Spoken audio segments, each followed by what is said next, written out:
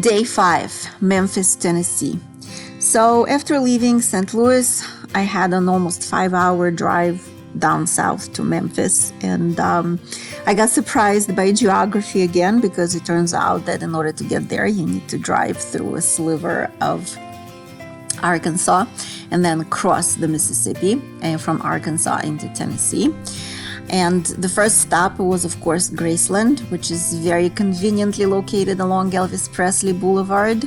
But I was researching it, and it turns out that the cheapest ticket, which is almost $70, only covers the tour of the grounds and not of the mansion itself and other things. And I was just too cheap. Plus, I got there at the end of the day when the entrance was already closed. So I just took a few pictures from the outside. And with the airplane, very appropriately named Lisa Marie. And that was it for me in Graceland, at least for that trip. And then I went to downtown Memphis. And people told me that Memphis is dangerous and crime-ridden, and I didn't feel it so much directly, but yeah, I could easily understand why. So downtown has a beautiful Martin Luther King Park, and the whole city is steeped in history of slavery and civil rights movement and music.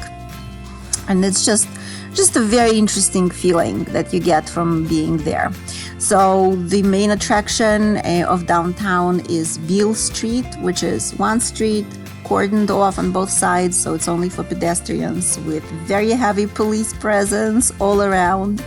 And it's just a bunch of food places and a bunch of music places. And of course, it's Elvis, and it's the famous Orpheum Theater. And my son still can't forgive me for not having tried authentic Memphis barbecue, but I'm not much for barbecue, so I don't consider it to be that big of a loss.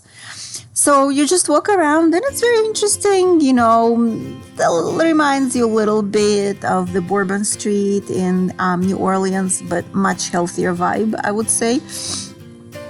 Tons of food places, tons of music places, tons of very interesting souvenir shops. One place had an amazing collection of vinyls.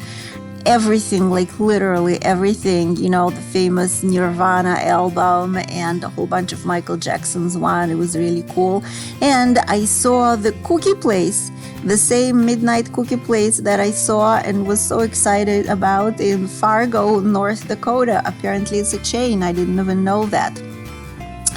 So after walking around, I decided it was time to sit down and enjoy some food and music. So I went to this place that had dueling pianos, and they're also famous for the goats that live in the courtyard of the restaurant. But it was very late at night and the goats were asleep. So all I got to do was enjoy some barbecue, even though I said I don't enjoy barbecue, but I had no choice. That's the only thing they served. And the dueling pianos, which were really, really awesome. And the audience was participating all along. So it was very enjoyable.